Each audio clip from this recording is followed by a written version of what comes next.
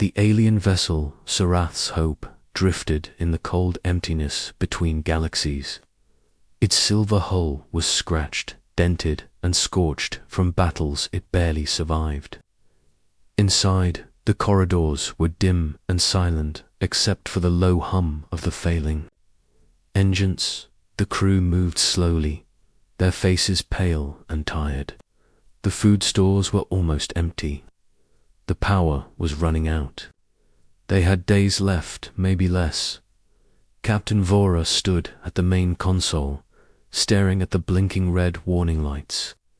Each one was another problem. Oxygen levels dropping, engine temperature unstable, shield generators offline. The list went on, and there was no one left in their region of space to help. He had only one choice left: send a distress signal. His claws tapped the controls, opening a communication channel to the galaxy. His voice was steady, but deep inside he felt the same fear his crew carried. "This is the vessel Sarath's Hope," Vora said, his tone clear but heavy. "We are stranded in uncharted space. We have wounded. We have no supplies. If you hear this, please respond." The message went out into the darkness, bouncing from star to star, carried by the great network of subspace relays. And then there was nothing, no reply, no signal, only the empty hiss of static. The crew waited. Minutes became hours. Hours became half a day. Everyone expected a friendly face to answer. Maybe the gentle Cathari traders, maybe the wise Soran diplomats, perhaps even the Galactic Union's patrol fleet, who always claimed to protect all species in distress. But no message came. The silence felt heavier than the void around them. Vora's second officer, a small alien with pale blue skin named Telrin, whispered, "Captain, what if no one comes?" Vora didn't answer. He kept his eyes on the screen, watching the repeating cycle of the outgoing message. It felt like throwing a desperate scream into a canyon and waiting for an echo that would never return by the end of the day. Hope was fading. The wounded lay in the med bay, breathing weakly. The engineers worked in near darkness to save what power they could. Somewhere deep inside, every crew member wondered the same thing: would they die here, floating in an empty corner of space? Forgotten. Then it happened. A sound, not static, not silence, something else. The console lit up with a soft chime. A signal was coming in. Vora's heart pounded. Finally, someone had heard them. His claws flew over the controls, pulling the message into focus. But as the transmission opened, his hope turned into confusion, then into fear. It was not the gentle blue and white, emblem of the Galactic Union. It was not the soft symbols of the Cathari traders. It was not any known ally. Instead, the incoming ships carried a different symbol, black and silver, a circle with a jagged line slashing through it. Vora's breath caught. He knew that emblem. Everyone in the galaxy did. The humans, Death Welders, the only species who lived on a planet so dangerous that even their home animals could kill. A race known for war, for fire, for their unshakable will to survive. A race that never ran from a fight. Stories claimed they had once fought an enemy until every last human ship was gone. And still one. The comms officer's voice shook. "Captain, multiple ships incoming, very fast. All human." The crew fell silent. In the galaxy, humans had a strange reputation. To their friends, they were the most loyal allies anyone could have. To their enemies, they were a nightmare made of metal and fire. No one was ever neutral about humans. You either loved them or feared them. The tactical Display updated, showing the incoming fleet.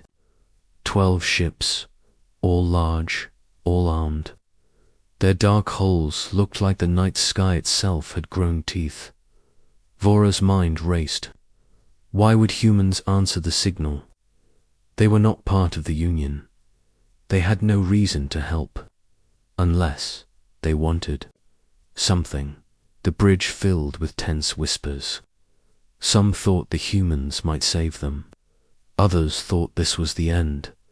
Then the lead ship came into view through the viewport. It was massive, easily 5 times the size of Sereth's Hope. Its armored plating was scarred from battles past, its weapons glowing faintly. The ship moved like a predator through the dark, each step forward measured and certain. The name on its side was painted in bold white letters, HNS Vengeance. Vora had heard of it. Everyone had. The Vengeance was a flagship of the United Terran Fleet. It had crushed pirate clans, destroyed Kral warbands, and once, according to rumor, stood alone against a Union task force and forced them to retreat. The humans didn't slow down as they approached. They didn't send a friendly greeting. They didn't explain their intentions. They just came closer and closer until their giant ship filled the view. Telrin swallowed hard. "Captain, what do we do?" Vora didn't answer. He COULDN, single quote, to life. A human voice came through deep, and carrying a weight that made the air in the bridge feel heavier. "This is Admiral Hayes of the United Terran Fleet," the voice said. "We received your distress signal." There was a pause. The crew held their breath. "We're here," no more words. No promises, no threats. Just those 2 simple sentences. But in them, there was something impossible to read. It could have been mercy. It could have been danger. It could have been both. Vora's eyes met those of his officers. In that moment, every single one of them understood something when humans came. Nothing stayed the same, and they had just arrived. Asterisk, the Sereth's Hope floated in the shadow of giants. The human fleet surrounded the alien vessel like wolves circling an injured prey. Every ship was a black dagger against the stars, bristling with weapons that hummed with restrained power. On the alien bridge, no one spoke. They watched the massive human flagship HNS Vengeance slide into position directly ahead of them. Its size was terrifying. It blocked out entire constellations from view. The other 11 ships moved with perfect precision, forming a protective sphere around the alien vessel, cutting off any escape. For a long moment, there was silence. Only the low hum of the ship's systems filled the air. Captain Vora felt his claws tighten on the edge of the console. He didn't know if this was rescue or judgment. The comms officer's voice trembled. "Captain, they're scanning us." Bright lines of energy danced across the tactical display as the human fleet swept their scanners over the Sereth's Hope. Nothing about it felt routine. It felt like a predator tasting the air before striking. Vora forced his voice to stay calm. "Let them scan. We have nothing to hide." The bridge doors opened and Engineer Relic hurried in, his fur matted with grease. "Captain, if they wanted to destroy us, we'd be vapor by now. The fact we're still breathing means they're thinking about something else." Vora gave him a sharp look. "Or they're deciding how to do it." Before Relic could reply, the comms crackled again. Admiral Hayes' voice returned calm, slow, and utterly sure of itself. "Captain Vora, your ship is damaged. Life support is failing. Your crew is wounded. We are moving you to a safe position." The words sounded like help, but there was no warmth in them, no kindness, just facts. Orders. Vora hesitated. Admiral Hayes. Why would humans answer our call? We have no alliance. There was a pause. The kind of pause that made every alien on the bridge hold their breath. You called for help. Hayes finally said. We're here. The message ended. No further explanation. The human ships began to move, their engines flaring like the eyes of some ancient beast. The Vengeance took the lead, guiding Sereth's Hope forward. The alien vessel's navigation system lit up with a new deep space vector leading far away from its original location. Telrin leaned close to Vora. Captain. They're moving us into uncharted space. Vora's eyes narrowed. I noticed, outside the ship, the human fleet was a living wall of steel. Their ships were not graceful like Union cruisers. They were built for war-sharp angles, heavy armor, weapons placed to cover every possible attack angle. The alien crew whispered to each other, some in awe, others in fear. They had all heard the stories about how humans had once fought the Kral in open space, outnumbered 3-1, and still won. About how they had chased pirate fleets for weeks without rest, never sleeping until the last raider was gone, and about how they treated their enemies with absolute, unrelenting force. Yet here they were, escorting the Sereth's Hope. Hours passed. The alien vessel followed the human fleet deeper into the void.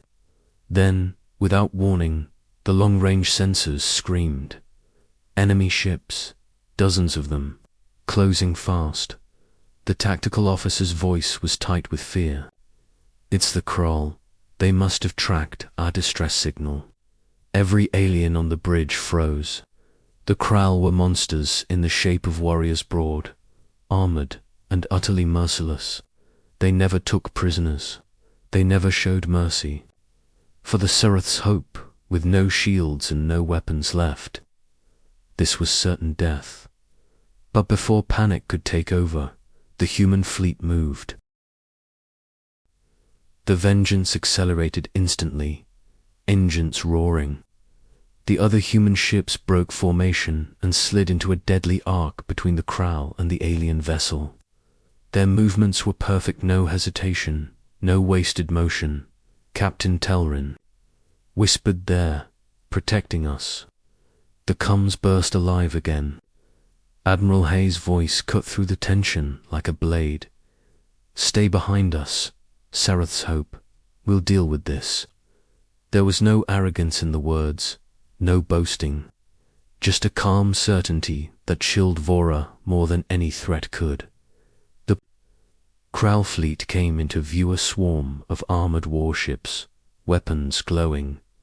They roared forward like a tide of fire and metal. The human fleet didn't retreat. They didn't even slow down. Then the battle began. The Vengeance opened fire first, unleashing a storm of energy bolts and railgun slugs. The other human ships joined in, their weapons lighting up the darkness. The Kral tried to return fire, but the humans moved too quickly, dodging, weaving, and striking with surgical precision. Every human shot seemed to hit exactly where it would hurt. Most shields failed. Engines exploded, hulls split open. The Kral formation broke within minutes. The crew of the Sereth's Hope could only watch, stunned. The humans didn't just fight. They hunted. One Kral battleship tried to break past the human line toward the alien vessel. It never got close. The Vengeance intercepted it head-on, ramming through its shields and crippling it with a point-blank railgun blast. The enemy ship split apart, debris scattering like burning meteors. Within 20 minutes, it was over. The Kral were gone, destroyed, or fleeing into the void. The human fleet reformed around Sereth's Hope, their black holes untouched by enemy fire. The comms opened one last time. Admiral Hayes' voice was steady, as if nothing unusual had happened. Captain Vora, The threat is neutralized. Continue. Following our lead. Then silence. Vora sat back in his chair, his mind spinning. He had expected rescue from allies. Instead, he had been saved by the most feared warriors in the galaxy, and he had no idea why. Asterisk, the silence after the battle was almost louder than the fight itself. The Sereth's Hope drifted quietly behind the human fleet, its crew still frozen from what they had just witnessed. The void around them was littered with the burning remains of Kroll warships, slowly spinning into nothingness. No one on the alien bridge spoke. They all kept their eyes fixed on the dark shapes of the human ships ahead. Every movement of those steel predators seemed deliberate, calculated. Not one of them bore so much as a scorch mark. Captain Vora had been in many battles. He had fought alongside Union patrols, seen Cathari gunships clash with pirate fleets. But never had he seen such speed, precision, and brutality in combat. The humans didn't just win, they erased the enemy. The comms officer's voice finally broke the heavy silence. Captain, Admiral Hayes is requesting direct communication. Vora hesitated for a moment. Then he nodded. Put him through. The main screen flickered, and a human face appeared. Admiral Hayes looked older than Vora expected. Lined skin, short grey hair, sharp eyes that seemed to see right through him. His uniform was plain but immaculate, with no unnecessary decoration. This was not a man who needed medals to prove his worth. Captain Vora, Hayes began, his tone calm but carrying a weight that demanded attention. Your distress call reached us. You were under Kroll threat. We eliminated that threat. Vora inclined his head slightly. You saved us. Hayes didn't smile. We don't save. We remove danger. The words sent a small shiver through the bridge crew. Vora studied him carefully. Then why answer our call at all? We are not your allies. We have no treaties, no shared defense agreements. The Union has no influence over you. You could have ignored us. Hayes leaned forward slightly. You asked for help. The simplicity of the answer left the alien captain momentarily speechless. The Admiral continued. When someone asks for help, humanity decides for itself whether to answer. The Union may have rules. The other species may have politics. We have our own code. Telrin, unable to stay silent, spoke from the side of the bridge. And what is that code? Hayes' eyes shifted toward her, and, for the briefest moment, his expression softened, though it was gone before anyone could be sure it had been there at all. No one dies alone, Hayes said. Not if we can stop it. The words hung in the air. They were simple, almost gentle. Yet behind them was the memory of the battle they had just seen, the ruthless destruction of the Krall fleet. It was a strange contradiction. Mercy and annihilation in the same breath. Vora felt a flicker of unease. What will you do with us now? You're damaged, Hayes replied. Your engines won't hold for long.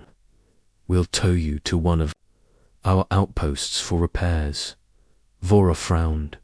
Your outposts are far from Union space. That's correct. Hayes didn't explain further. The alien captain's mind raced. Accepting the offer could mean survival. But it could also mean disappearing into human territory, far from any diplomatic safety. He knew story ships that entered human space and never returned. Some of those stories were likely myths, but not all.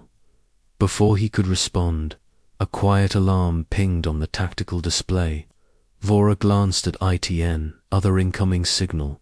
This time, it was from the Galactic Union. He opened the channel. The image of Union Commander Tareth filled the secondary screen.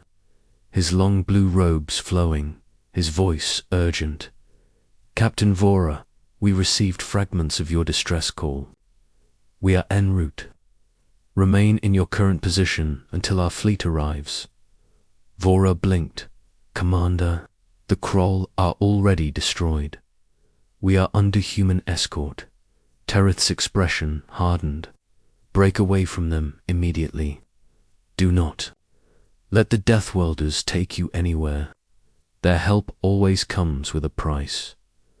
The bridge fell silent again. The crew looked to Vora, waiting for him to choose.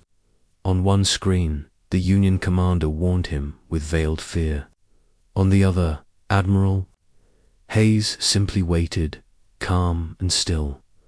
Vora turned his gaze to Hayes. The Union believes you have. Motives. Hayes gave the smallest shrug. The Union fears what it can't control. We don't answer to them. And what if I refuse your offer? Vora asked. For the first time, Hayes smiled a thin, almost sad smile. Then we'll leave, and the next time the Krall find you, there won't be anyone else to answer. The weight of the words settled heavily on the alien captain. Hayes wasn't threatening him. He was stating a fact.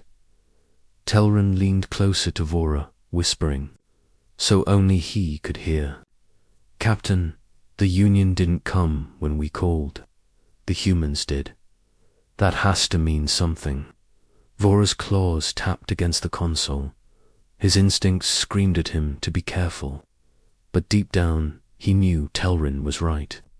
The Union's help had come too late. The humans' help had come when it mattered. He turned back to Hayes. Very well. We'll follow you. Hayes gave a single nod. Understood. Maintain position behind the Vengeance. We'll make sure you get home. The transmission ended. The human fleet began to move again, engines burning bright against the dark. Hope followed, the wreckage of the Krall battle fading into the distance. For the first time since the distress call had gone out, the alien crew felt a spark of something they hadn't felt in days. It wasn't safety. It wasn't trust. It was the strange, dangerous feeling that maybe, just maybe, they had chosen the right side. Asterisk, the human fleet cut through the void like silent predators. Their black holes vanishing into the darkness between stars. Hope followed in their wake, still damaged, still vulnerable. Inside the alien vessel, the crew moved quietly, speaking in low voices. They were still trying to understand why the humans had come, and what price would be asked later. Captain Vora stood on the bridge, eyes fixed on the shadowy shapes ahead. The Vengeance led the formation, its vast engines glowing faintly. No Union ship had ever moved with such quiet precision. The comms officer reported softly, no new contacts on sensors. The path ahead looks clear. Vora didn't relax. He knew better than to trust a clear reading in deep space. Out here, threats didn't always appear on sensors until it was too late. Hours passed in tense silence. The alien crew watched the human fleet's movements closely. They noticed something strange. Human ships didn't fly in rigid formal patterns like Union fleets. Instead, they moved as if they could see threats before they appeared, shifting formation fluidly, like hunters adjusting to prey they could already sense. Telrin, the second officer, whispered, "It's like they're expecting something." She was right. On the Vengeance, Admiral Hayes sat in his command chair, watching the tactical displays. The humans had intercepted encrypted communications hours earlier, messages between Krall warbands. The battle they had fought earlier had been only part of a larger trap. More Krall ships were waiting, and this time they weren't coming head-on. They were hiding in the shadows. The trap was sprung 6 hours later.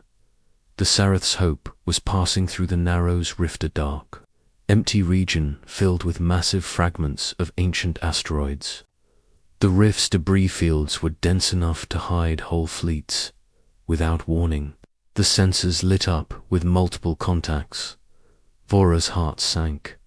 The tactical officer's voice shook. Kroll ships, at least 20 of them. They're all around us. The crew looked to Vora, panic rising.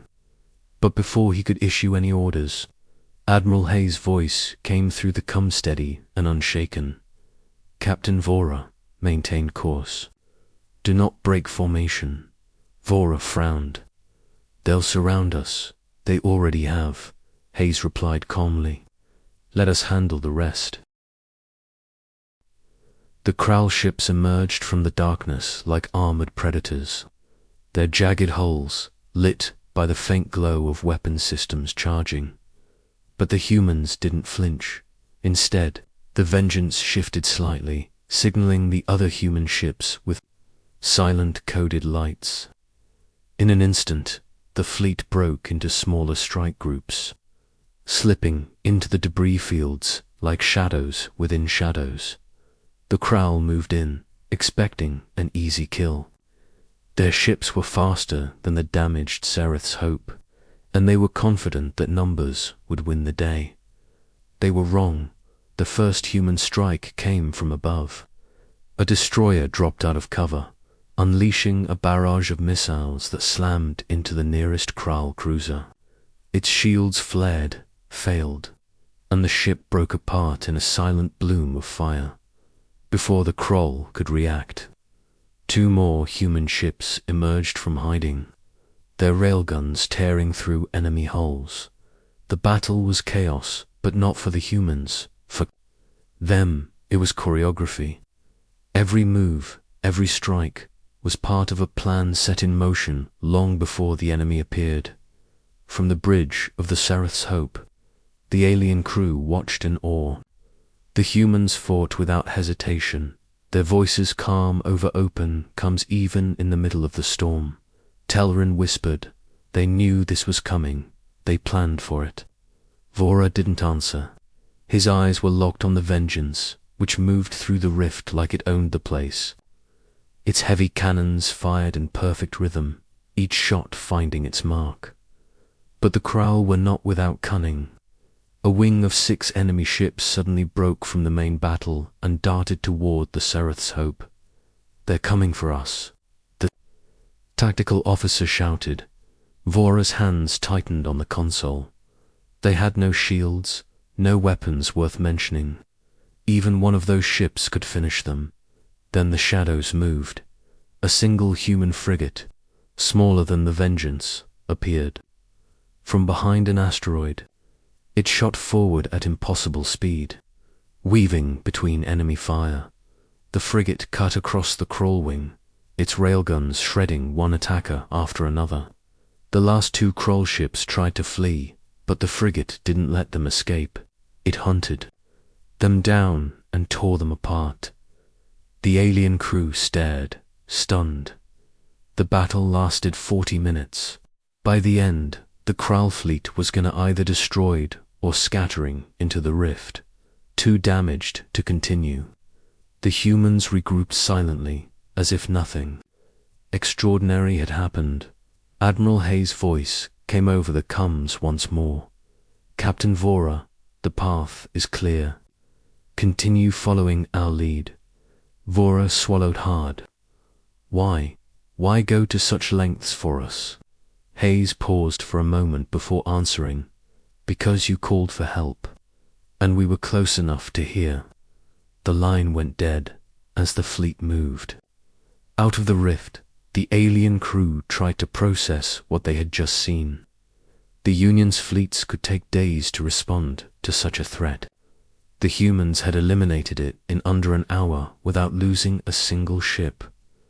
Telrin leaned toward Vora. Captain, do you think the humans are trying to prove something? Vora's gaze stayed on the dark ships ahead. Yes, and I think the entire galaxy will hear that message soon enough. Asterisk, the Sereth's Hope sailed through the dark with the human fleet as its silent escort. For the first time in days, no alarms sounded. No enemy signatures flashed on the sensors. The stars around them were still, but inside the alien vessel, the crew was restless. They had seen things that would change how they viewed the galaxy forever. Captain Vora stood at the main viewport, watching the HNS Vengeance lead the formation.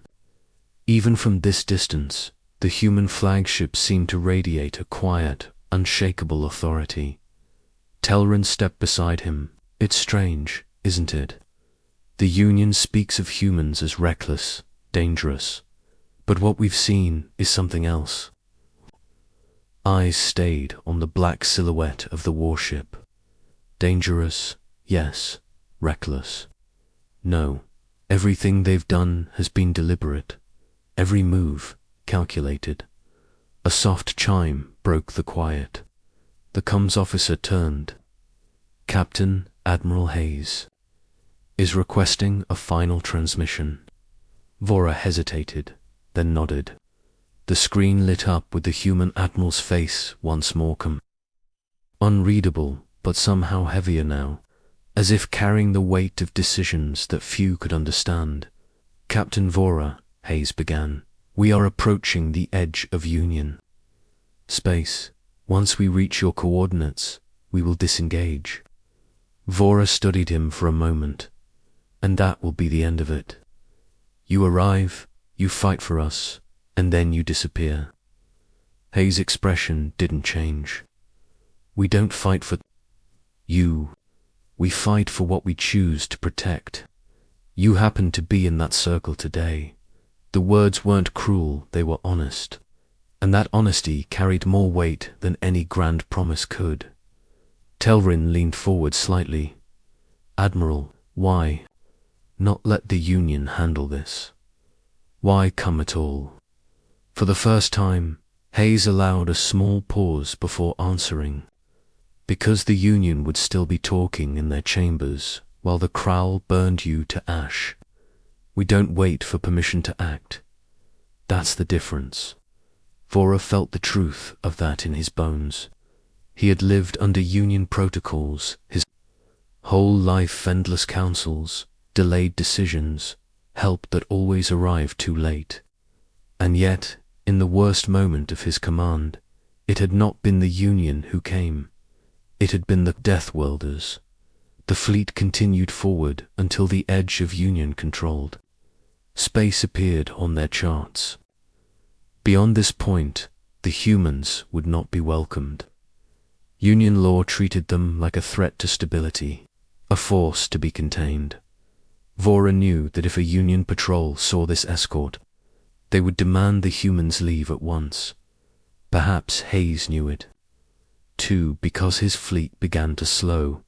The vengeance opened comes one last time. Captain Vora, Hayes said, your course is clear. There are no more threats in your path. Vora nodded slowly. Admiral, there's nothing I can offer that matches what you've done for us. Hayes' eyes narrowed slightly, as though measuring the weight of the words. You owe us nothing. That's not true, Vora replied. Every life on this ship, I owe that to you. The human admiral gave the faintest hint of a smile, but it was not the smile of a man seeking thanks. It was the smile of someone who had been here before, who had saved lives without expecting repayment. Then repay it in your way, Hayes said. If the time comes when someone calls for help, and you can answer, do it. Don't wait for permission. Don't hide behind the Union's delays. Just go. Vora felt those words settle deep in him. A lesson, a challenge, a warning that comes. Went silent. One by one, the human ships peeled away from formation. Their black hulls slipped back into the void, swallowed by the stars. The Vengeance was the last to turn, its engines burning bright for a moment before fading into the dark, and then they were gone. The Sereth's Hope was alone again. The galaxy around them was vast, empty, but it no longer felt the same. Rin broke the silence. Captain, Do you think we'll see them again? Vora kept his eyes on the empty space where the vengeance had been. If we do, it will be because someone else is in trouble. And if that happens, I hope we're on the same side again. She gave a small nod, though her voice held a trace of awe. The Union will never believe this. Let them doubt, Vora said quietly. We were there. We saw what the humans are capable of. We saw what they choose to do. Days later, when the Sarath's Hope finally limped into a Union repair dock, officials asked the same question over and over. How did you survive? And Vora always gave the same answer. A fleet answered our call. They would press him further, asking whose fleet it was. Some reacted with disbelief, some with fear, a few with quiet understanding, but his answer never changed. The humans came. In the quiet of his quarters, far from the questions, Vora would think about the battle in the rift, the precision of the human fleet, the calm in Hay's voice. He would think about the words the Admiral had left him with. Don't wait for permission, just go. It was more than advice. It was a seed planted deep in his mind, one that would grow in the days to come, because now Vora understood something the Union refused to see. In the endless dark of space, politics didn't matter, protocols didn't matter. What mattered was who would come when you called for help, and humanity always came with fire.